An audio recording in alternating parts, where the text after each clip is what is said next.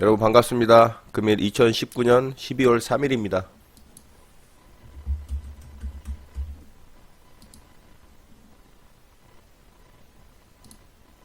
매수 주문이 정상적으로 접수되었습니다. 예, 예스24 매수 대기를 좀 해봤습니다.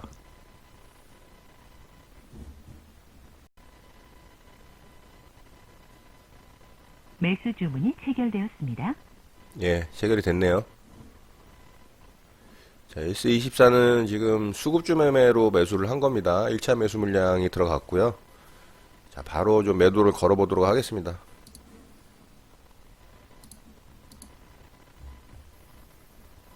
매도 주문이 정상적으로 접수되었습니다.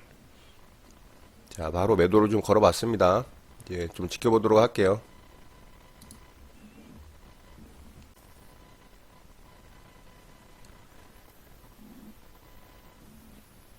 예, 예스24가 굉장히 빠르게 반등이 나오고 있습니다. 뭐 바로 체결이 될지는 모르겠는데요. 예, 반등 속도가 좀 빠르긴 합니다.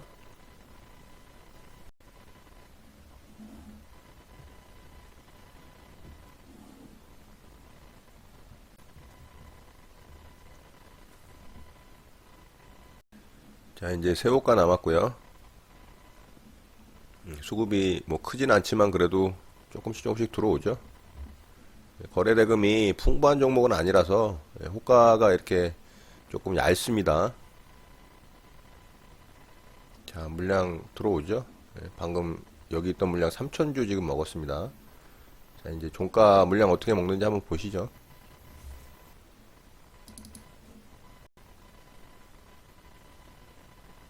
자, 물량 지금 한번 들어왔습니다. 매도 주문이 체결되었습니다. 자, 400주 남았네요. 매도 주문이 체결되었습니다. 자, 보이시나요? 한 번에 싹 가져가죠. 자, 여기 상승이 아마 더 나올 가능성이 높습니다. 그리고 일봉상 보더라도 위쪽 구간에서 이렇게 횡보하면서 박스 구간을 만들었잖아요. 이것도 이제 위쪽 구간에서 매집으로 판단을 할 수가 있는 겁니다. 그 이유는 어제 이렇게 거래를 실으면서 강하게 돌파가 나왔잖아요. 어떻게 보면 이제 시간이 많이 지나서 보면 이 자리가 굉장히 낮은 자리가 될 수가 있어요. 그런데 이제 저는 단타 매매와 수익 매매 위주로 수익을 좀 극대화하는 방법을 채택을 했기 때문에 홀딩을 해서 지속적으로 끌고 가는 매매는 하지 않는 거죠. 그러니까 자기 매매가 어떤 매매 방법인지에 따라서 대응이 달라지는 겁니다. 자, 이렇게 해서 수급주 매매를 통해서 수익을 좀 챙겼고요. 예스24 매매는 이것으로 마치도록 하겠습니다. 예, 장이 마감됐습니다. 오늘 저는 예스24 종목을 수급주 매매로 좀 대응을 했었고요. 예스24 종목은 이렇게 하락 추세에 있던 구간에서 이곳에서 돌파 갭이 발생을 했죠. 제가 어제 이제 올린 영상에서 갭에 대한 부분을 좀 설명을 드렸었고요. 아래 구간에서 이렇게 이제 일정한 박스권을 그리다가 저점을 깨지 않는 구간이 만들어졌었죠. 이렇게. 자, 이렇게 저점을 한번 형성하고 이 저점을 깨지 않는 라인에서 횡보를 하게 되면 이런 구간은 대부분 이제 상승을 준비하는 매집 구간으로 보시면 됩니다. 근데 이제 종목 자체가 거래량이 활발하게 발생을 하고 거래 대금이 터지는 그런 종목은 아니기 때문에 매집 구간에서의 매집의 흔적은 그렇게 강한 모습은 아니었어요. 이제 이날 상승이 나올 때는 굉장히 강한 종목의 특징을 보였어요. 굉장한 갭 상승을 일으키면서 이제 돌파 갭을 만들었죠. 메꿔지지 않는 돌파 갭이 발생을 하면서 이제 상승의 신호탄을 알려준 거죠. 자, 돌파 갭이 나오게 되면은 주가는 굉장히 상승 탄력이 강하게 나오는 경향들이 있습니다. 자, 그리고 이 갭 구간을 메꾸지 않은 상태에서 자, 이 구간은 굉장히 강한 지지저항 라인 역할을 한다라고 했잖아요. 갭이 발생을 하면. 이런 시가 라인 자리를 계속 지지가 나오는 모양이 나오죠. 여기서도 그렇고, 여기서도 그렇고. 자, 이렇게 추세를 우상향으로 만들어 놓은 이 121선이 추세 우상향일 때는 이 121선을 이탈을 하면 사실 좋지 않습니다. 그렇지만 일정하게 이렇게 만드는 이런 박스 구간을 형성한 후에 그 저점 라인을 이탈하지 않는다면 한 요 정도 라인 되겠죠. 자, 이런 라인을 이탈하지 않는다면 홀딩을 해볼 만은 합니다. 그런데 이제 얘가 이런 일정한 박스권을 돌파를 하는 돌파봉이 나왔죠. 여기서 거래대금도 실렸습니다. 그래서 수급을 살펴봤더니 수급이 양매수가 들어오긴 들어왔어요. 자, 여기 보시면 외국인의 수급과 기관의 수급이 들어왔죠. 그런데 이제 수급의 금액이 굉장히 약하게 들어왔어요. 외국인의 수급이 3억 6천만 원 정도고요. 기관의 수급이 불과 2천만 원 정도밖에 안 되기 때문에 사실 기관의 수급은 크게 의미는 없었어요. 그러니까 수급이 굉장히 좋은 거는 아니었다. 좋은 그런 모양은 아니었다. 그런데 외국인의 수급이 지속적으로 연속적으로 들어오는 모양이 굉장히 좋아 보였습니다. 그래서 차트의 모양도 일정한 박스권을 돌파를 하는 이런 아주 깨끗한 좋은 모양을 보여줬기 때문에 수급주 매매로 대응을 했고요. 그래서 오늘 이 자리에서 75% 구간에서 정확하게 매수가 돼서 불과 얼마 안 돼서 시간이 바로 이제 종가에 매도가 돼서 수익 실현을 했습니다. 자, 오늘 이 종목으로 또 매수해서 수익 나신 분이 있더라고요. 댓글에 달아주신 분이 계시고, 댓글에 달지는 않았겠지만 또 수익 나신 분들 분명히 있을 거라고 생각을 합니다. 이렇게 일정한 박스권을 이렇게 이쁘게 만들고 정확하게 돌파가 나오는 이런 봉들은 거의 그냥 수익 난다고 보시면 됩니다. 이제 조금 아쉬웠던 부분이 아까도 말씀드렸지만 기관의 수급이 조금 적게 들어온 부분이 좀 아쉬웠지만 원체 이제 차트의 모양이 이뻤고 또 외국인의 수급이 연속적으로 들어오는 부분이 좋아 보였습니다. 예스24가 이렇게 시장 대비 강한 모양을 보여주는 이유는 최근에 이제 팽수 아시죠? 팽수 신드롬이 일어나면서 예스24가 팽수 관련된 굿즈 있잖아요. 그런 상품들, 뭐 다이어리라든가 무슨 뭐 캐릭터 상품이라든가 이런 거를 이제 독점으로 판매를 하고 있어요. 그래서 매출에 굉장히 기여도가 높아지고 또 수익성도 좋다라는 그런 뉴스가 나오면서 굉장히 강하게 상승이 나온 모양입니다. 이 회사 재무제표를 살펴보시면 작년과 재작년에 계속 적자가 나다가 올해 굉장히 이제 강하게 흑자 전환을 하는 모양이 나옵니다. 그거는 여러분들이 좀 살펴보시고요. 그래서 이 종목이 시장 대비 이렇게 강한 모양을 보여주고 있다는 거 참고하시면 될 것 같습니다. 자, 여러분들이 이제 이 수급주 매매에 대해서 어느 정도 공부를 하신 분들은 수급주 매매 대응을 이제 잘 하시고 또 수익도 나고 있습니다. 그런데 이제 몇 가지 질문들을 주시는 내용들이 있어요. 그 부분에 대해서 제가 좀 리뷰를 해드릴게요.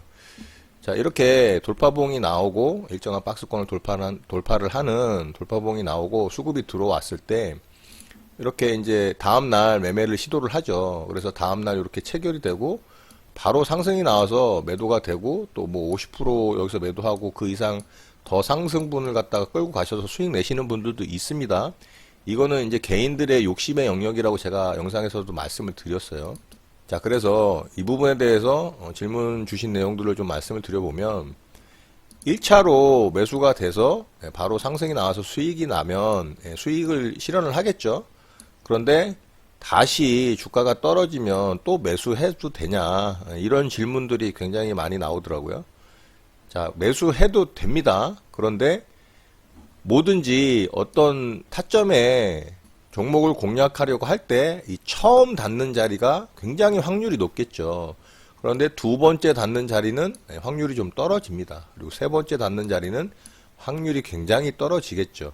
제가 그래서 수익 매매 방법에 대한 영상을 말씀드릴 때도 세 번까지는 매매가 가능하다. 그런데 첫 번째 자리에서 100만 원이 들어갔다면 두 번째 자리에서는 50만 원, 세 번째 자리에서는 그 이하로 비중 조절을 통해서 리스크 관리를 하셔라 라는 내용의 말씀을 드린 적이 있어요. 자, 수급주 매매도 마찬가지입니다. 저 같은 경우는 종목의 강도에 따라서 두 번째 매매를 할 때도 있긴 하지만 저는 웬만해서는 매매하지 않아요. 첫 자리 매매만 수급주는 제가 대응을 해서 수익이 발생을 하면 이 구간에서 50% 매도를 하고 더 끌고 가는 종목은 있지만 수익을 실현을 한 다음에 다시 떨어지는 경우는 잘 매매를 하지 않습니다. 저는. 그런데 매매해도 수익 나는 경우들이 많이 있어요. 그런데 중요한 부분을 하나 말씀드리면 첫날 떨어져서 체결되고 상승이 나와서 수익 실현하는 게 가장 좋은 이 종목입니다. 이런 종목들이 가장 강한 종목에 속하고 또 수익도 깔끔하게 나오는 종목이고요.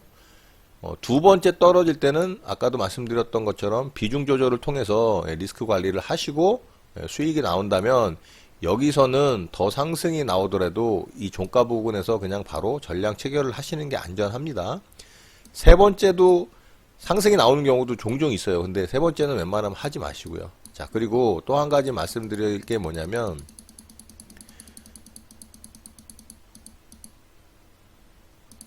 자, 첫 번째 자리에서 예를 들어서 수익이 났다라고 가정을 해볼게요. 그러면 캔들이 이렇게 만들어질 수 있겠죠. 두 번째 날 닫고 또 체결이 됐어요. 근데 세 번째 날은 상승이 나오다가 목표가까지 오지 않고 네 번째 날 이렇게 빠질 수도 있겠죠.